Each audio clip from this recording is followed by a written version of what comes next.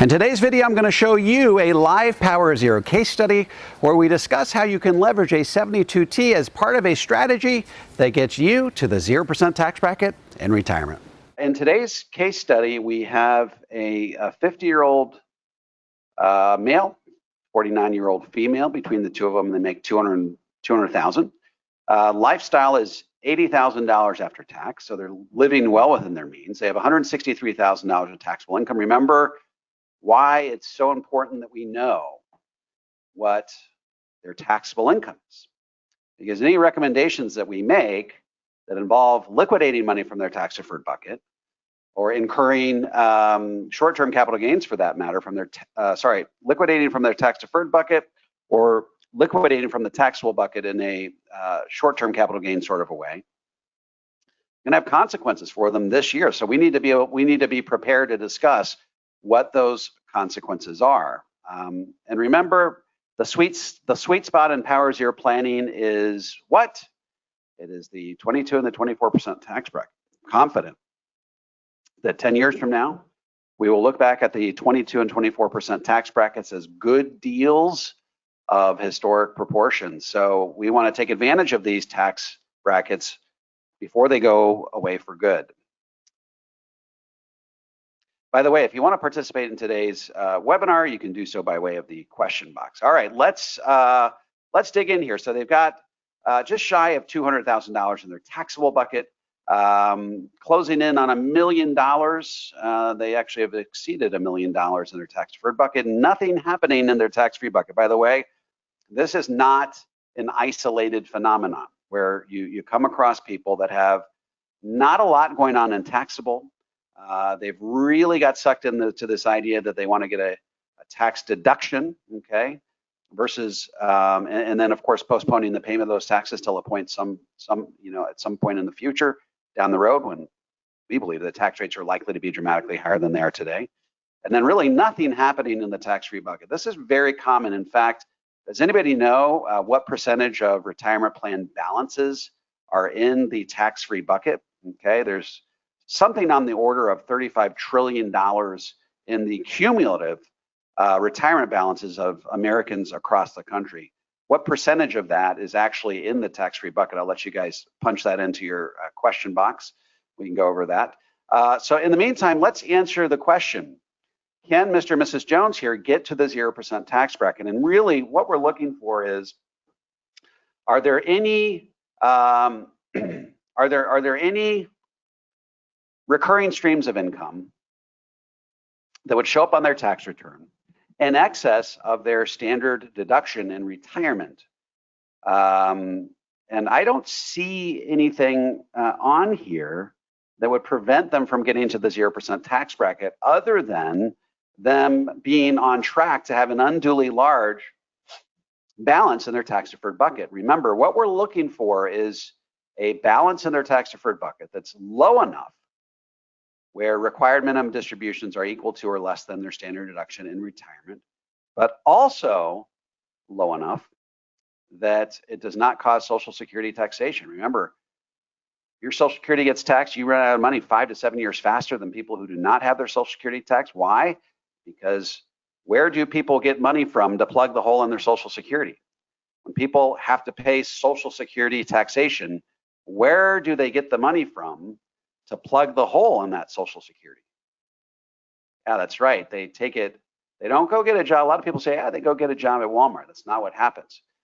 When you're retired, you're retired. Typically what they do is they take it out of their qualified plans. Say, oh, we've got a shortfall because of Social Security taxation. We're going to have to take a slightly larger distribution from our IRA or 401k that year.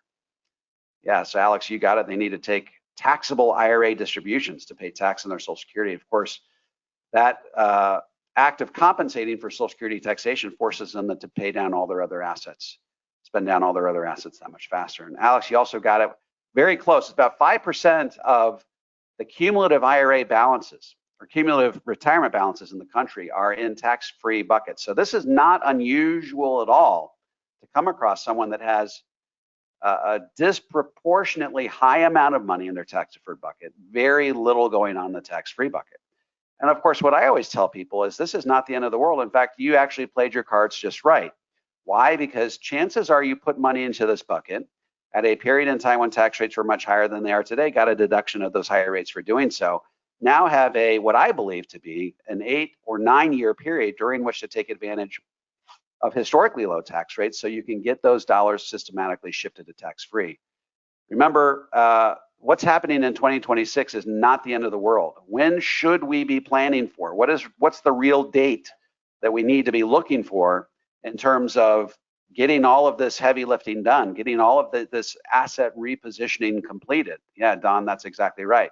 By 2030, we want to get all of this executed by 2030, could be 2031, but we think that there's going to be this convergence of events in 2030 between the national debt, the number of people that are on Social Security, Medicare, Medicaid, the cost of servicing the national debt, and just a lot of other economic factors, this confluence of events, perfect storm, if you will, that could really precipitate what a lot of people believe could be a Great Depression, the likes of which we haven't seen since. So it's not just the specter of rising tax rates, it's the specter of a Great Depression. So not only do you want to pay your taxes before then, but you want to get your financial house in order in terms of guaranteed lifetime income, all of those things. You want to get that done before 2030.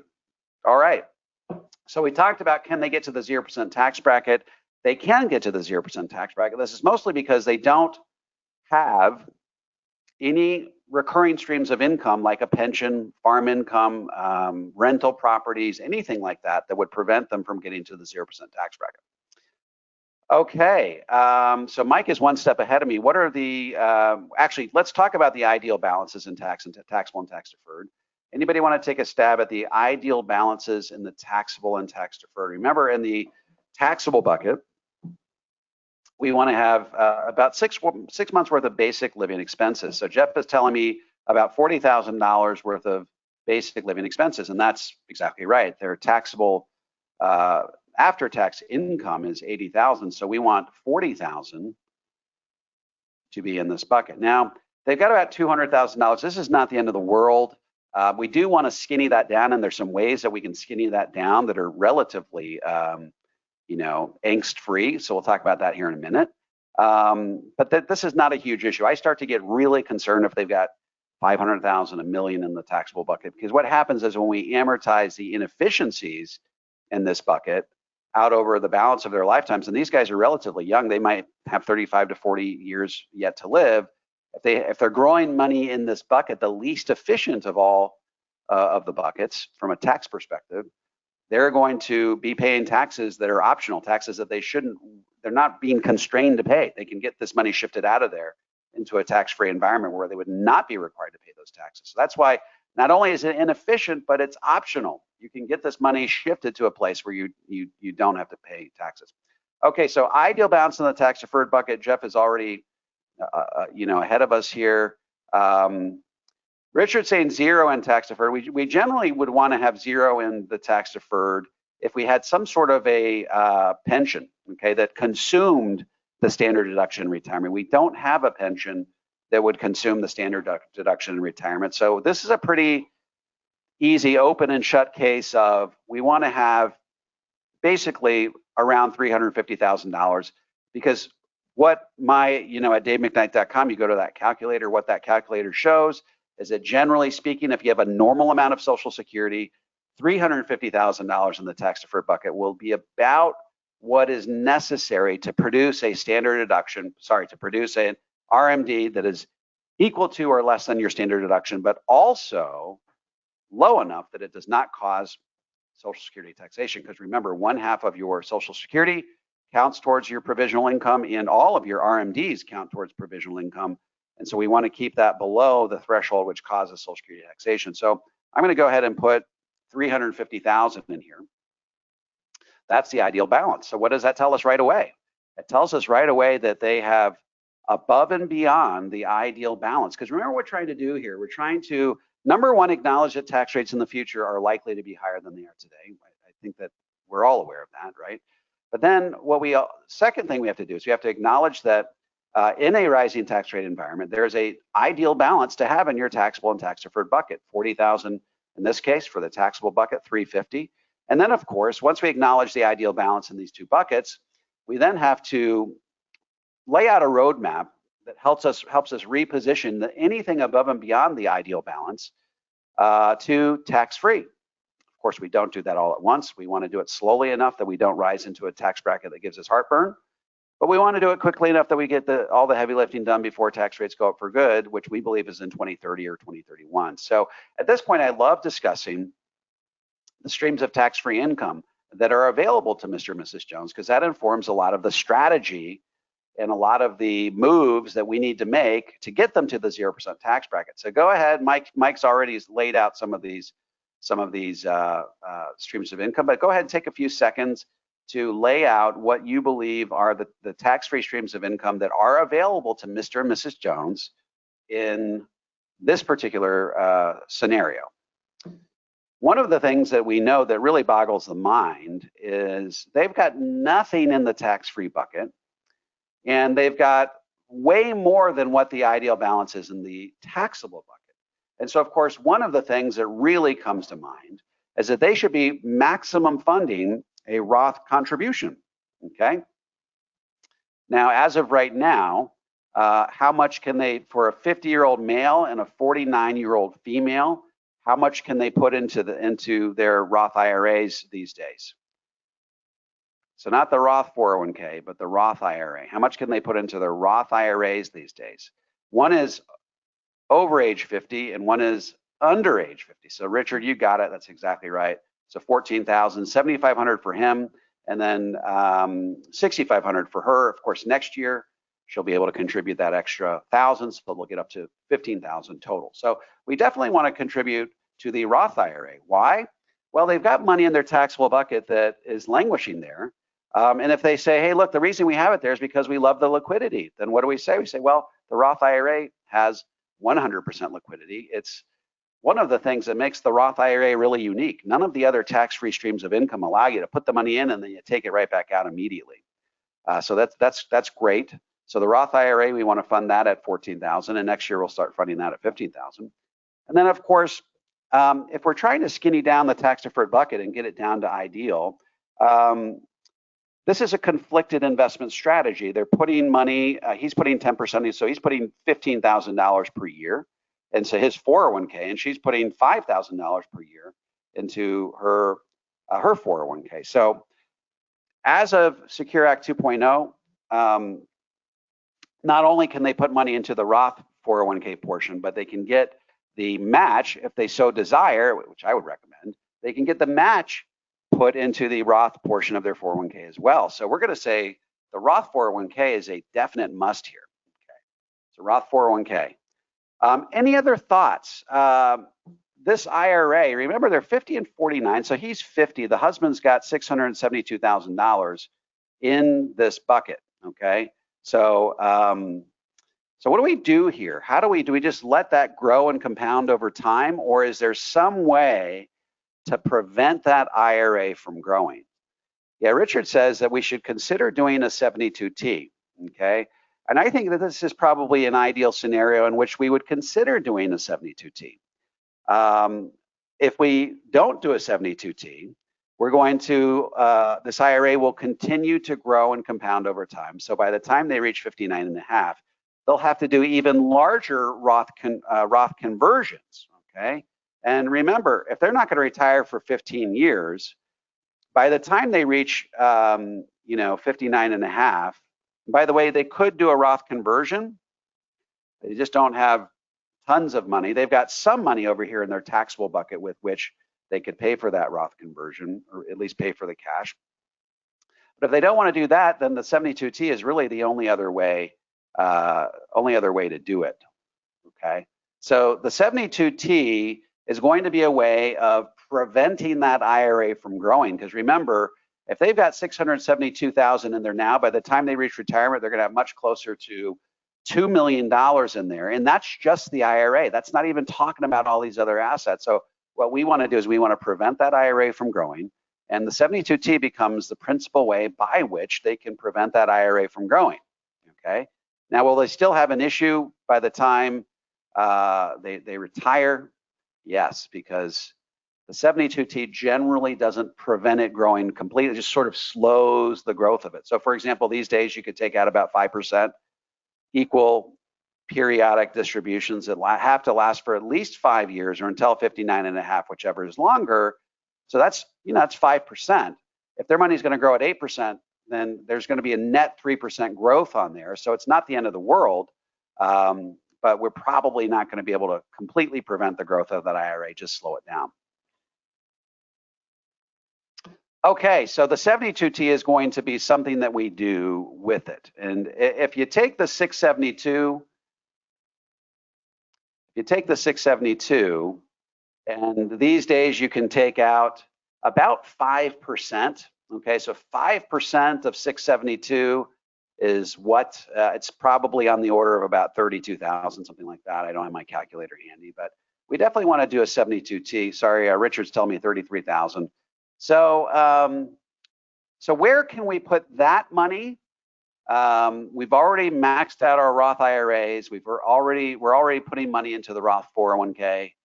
One thing that we could do is we could fund their LIRPs. Okay, and remember, the LIRPs are nice because it gives us an extra bucket of money within which to grow wealth in a tax-free way. But the real reason we love the LIRP is not just that the money is growing safe and productively in a tax-free environment, but we love it because somewhere down the road, these folks are going to have a long-term care need.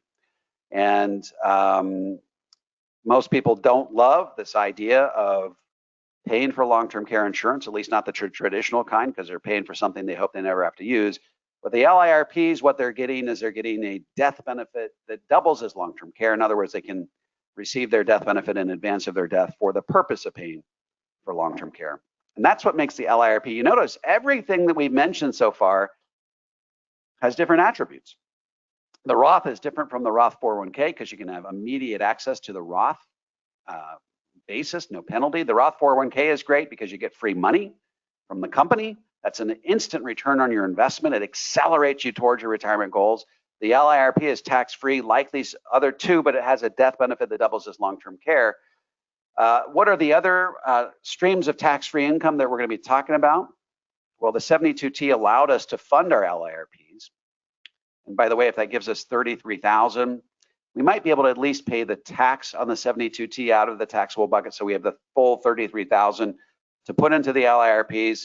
And remember, you're going to put slightly more on the husband than you will the wife to get similar amounts of death benefit. So if what we're looking for is $400,000 for death benefit for Mr. Jones and $400,000 for Mrs. Jones, you probably, of that $33,000, you might put maybe, I don't know, $18,000 for the husband, $15,000 into the LIRP for the wife, and you may fund that over the course of between now and age 60, something like that, until the LIRP is done. All right, I'm also seeing mentioned here in the chat that we need to be doing a Roth conversion. Okay, we will do a Roth conversion, but we're not going to do the Roth conversion probably until age 59.5.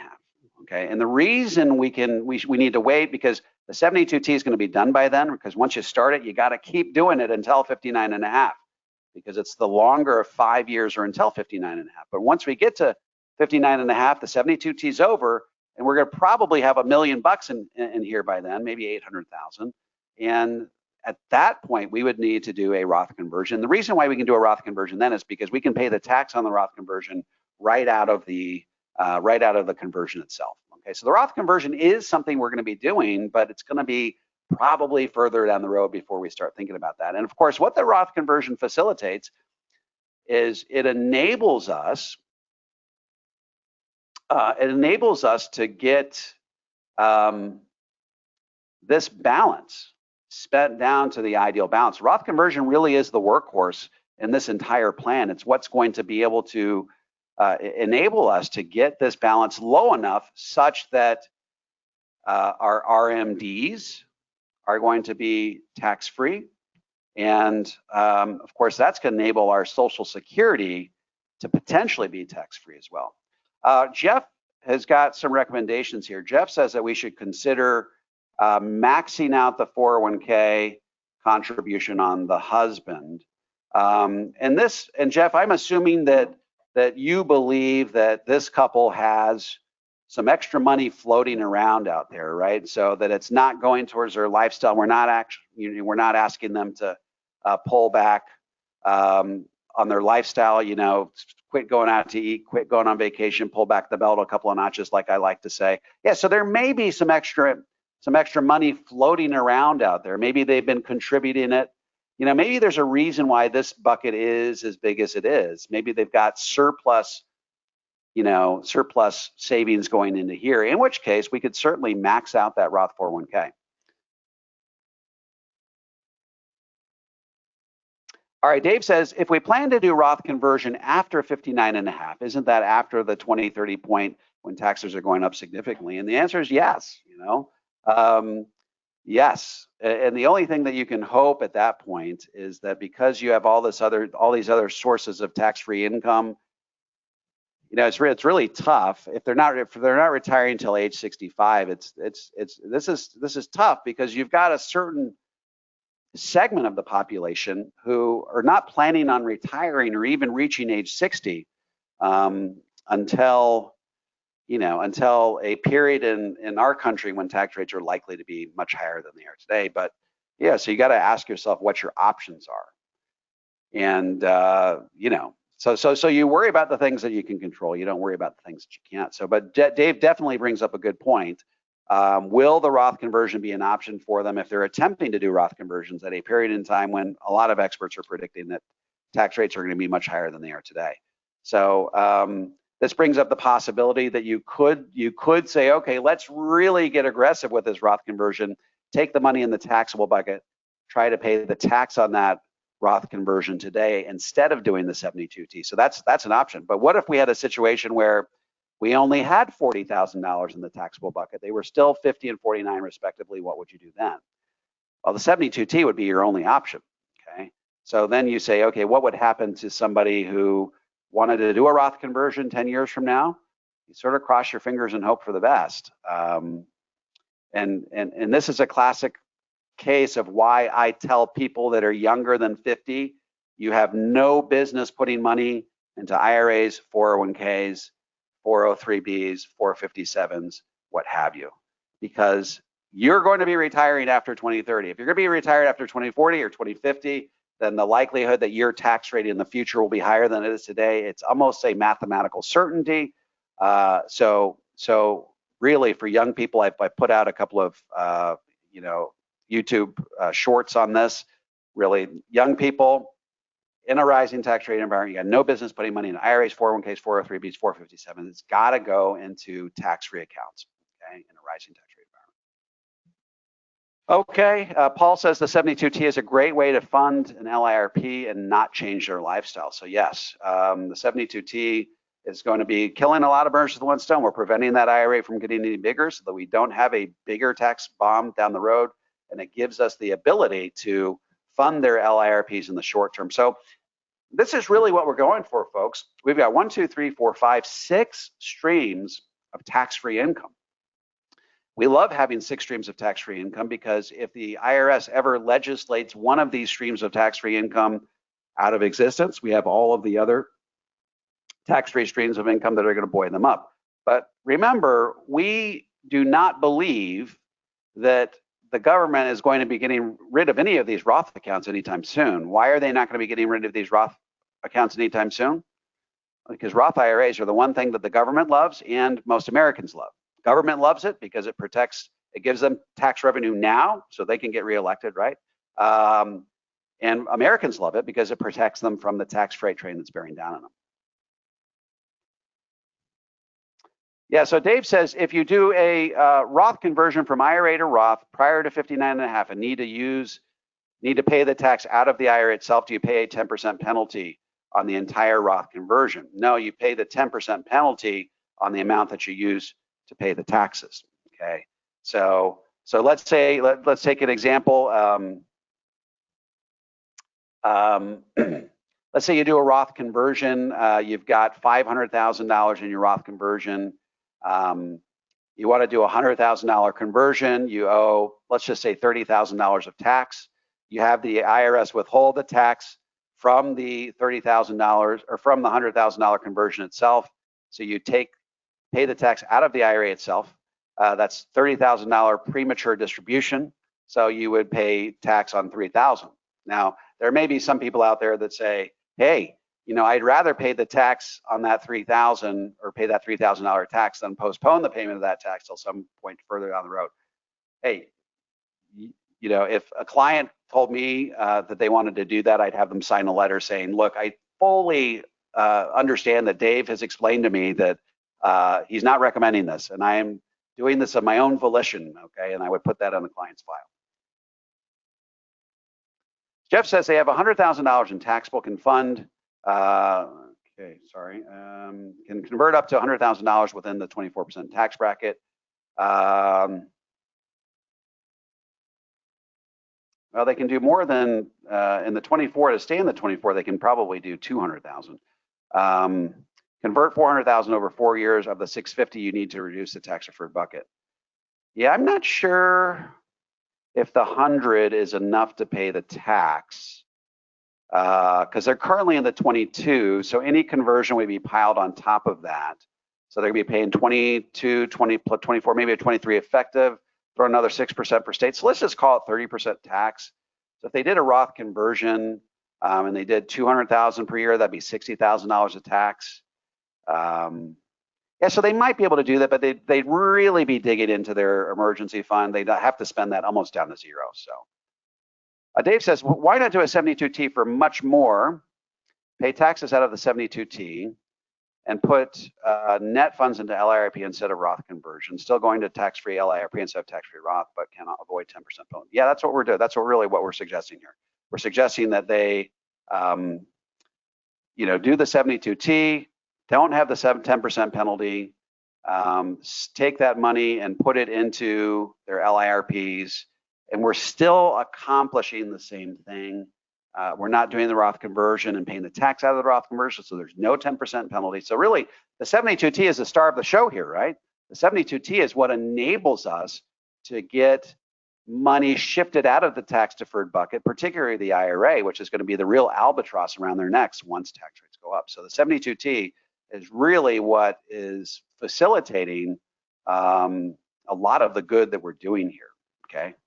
So the LIRP becomes one of multiple streams of tax-free income that becomes facilitated by that 72T. If you want to learn more about how to use a 72T strategy as part of a balanced, comprehensive approach to tax-free retirement, be sure to check out my tax-free toolkit. You can download it for free at taxfreetoolkit.com. If you're a financial professional and want to learn how to become a certified Power Zero advisor, head on over to powerzero.com and opt into my free 3-part video series. By the way, if you have any comments or questions, feel free to drop them into the comment section below. I respond to every single one of them personally. And don't forget to click like, subscribe, and the bell so you never miss a video. This is David McKnight. I look forward to seeing you on the next video.